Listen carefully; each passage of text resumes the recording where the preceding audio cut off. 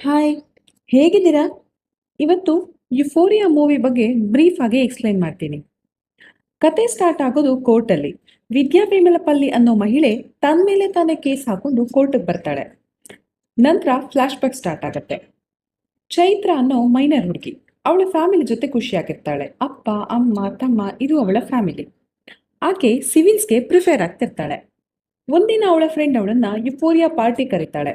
ಮೊದಲು ಒಪ್ಪದ ಚೈತ್ರ ಅವಳ ಅಪ್ಪ ಅಮ್ಮ ಹೇಳಿದಕ್ಕೆ ಒಪ್ಪಿ ಪಾರ್ಟಿ ಹೋಗ್ತಾಳೆ. ಅಲ್ಲಿ ಅವಳನ್ನ ನೋಡಿ ವಿಕಾಸ್ ಅವಳನ್ನ ಮಾತಾಡ್ಸೋಕ್ ಬರ್ತಾನೆ. ಹಾಗೆ ಅವನು ಅವನ ಫ್ರೆಂಡ್ಸ್ ಎಲ್ಲ ಪರಿಚಯ ಆಗ್ತಾರೆ. ಪಾರ್ಟಿನ ಚೆನ್ನಾಗಿ ಎಂಜಾಯ್ ಮಾಡ್ತಾರೆ. ಚೈತ್ರ ಹಾಗೂ ಅವಳ ಫ್ರೆಂಡ್ ಮನೆಗೆ ಹೋಗಕ್ಕೆ ಹೊರಡ್ತಾರೆ.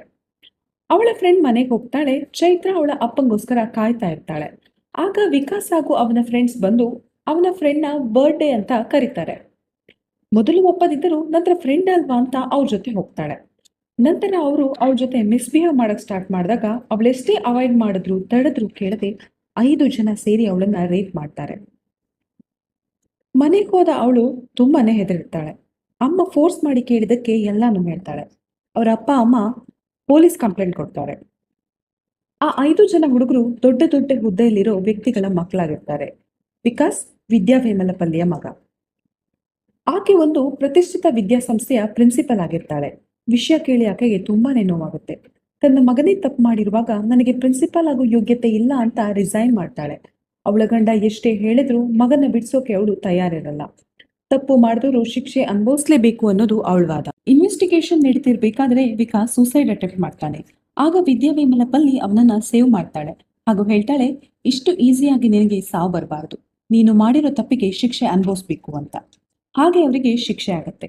ಒಂದಷ್ಟು ವರ್ಷ ಕಳೆದ ನಂತರ ಎಕ್ಸಾಮ್ಗೋಸ್ಕರ ಪರ್ಮಿಷನ್ ತಗೊಂಡು ಅವನನ್ನ ಹೊರಗೆ ಕರ್ಕೊಂಡು ಬರ್ತಾಳೆ.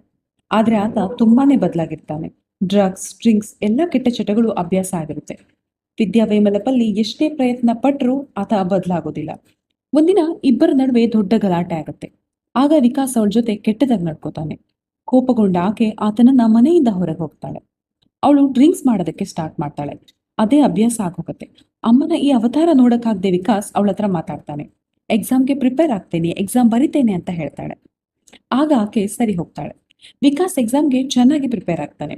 ಎಕ್ಸಾಮ್ ಹಿಂದಿನ ದಿನ ಫ್ರೆಂಡ್ಸ್ನ ಮೀಟ್ ಮಾಡಕ್ ಹೋದಾಗ ಅವನ ಜೊತೆ ಜೈಲಿಗೆ ಹೋದ ಒಬ್ಬ ಫ್ರೆಂಡ್ ಸಿಗ್ತಾನೆ. ಅವರು ಜೈಲಿಗೆ ಹೋಗೋ ಕಾರಣ ಅವರಮ್ಮನೆ ಅಂತ ಹೇಳ್ತಾನೆ ಹಾಗೂ ಸಾಕ್ಷಿ ಹುಡುಕೋಕೆ ಅಮ್ಮ ಹೆಲ್ಪ್ ಮಾಡಿದ್ದನ್ನ ಹೇಳ್ತಾನೆ. ಆಗ ಅವನಿಗೆ ಅಮ್ಮನ ಮೇಲೆ ವಿಪರೀತ ಕೋಪ ಬರುತ್ತೆ.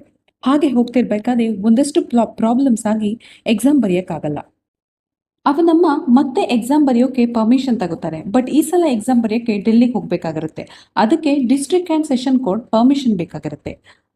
ಅಲ್ಲಿ ಹೋದಾಗ ಅವನಿಗೆ ಪರ್ಮಿಷನ್ ಕೊಡ್ಬೇಕಾಗಿರೋದು ಬೇರೆ ಯಾರೂ ಆಗಿರದೆ ಚೈತ್ರ ಆಗಿರ್ತಾಳೆ. ಆ್ಯಂಡ್ ಚೈತ್ರ ಪರ್ಮಿಷನ್ ಕೊಡ್ತಾಳೆ. ಆಗ ಅವನಿಗೆ ಗಿಲ್ಟ್ ಫೀಲ್ ಆಗುತ್ತೆ. ತನ್ನ ತಪ್ಪಿನ ಅರಿವಾಗುತ್ತೆ. ಸಿನಿಮಾನ ಬ್ರೀಫ್ ಆಗಿ ಎಕ್ಸ್ಪ್ಲೇನ್ ಮಾಡಿದ್ದೀನಿ. ಬೆಟರ್ ಎಕ್ಸ್ಪೀರಿಯನ್ಸ್ಗೋಸ್ಕರ ಒಂದ್ಸಲ ಮೂವಿ ನೋಡಿ. ಹಾಗೆ ನನ್ನ ಈ ಪ್ರಯತ್ನ ಇಷ್ಟ ಆದ್ರೆ ಲೈಕ್, ಸಬ್ಸ್ಕ್ರೈಬ್ ಮಾಡೋದನ್ನ ಮರಿಬೇಡಿ. Thank you.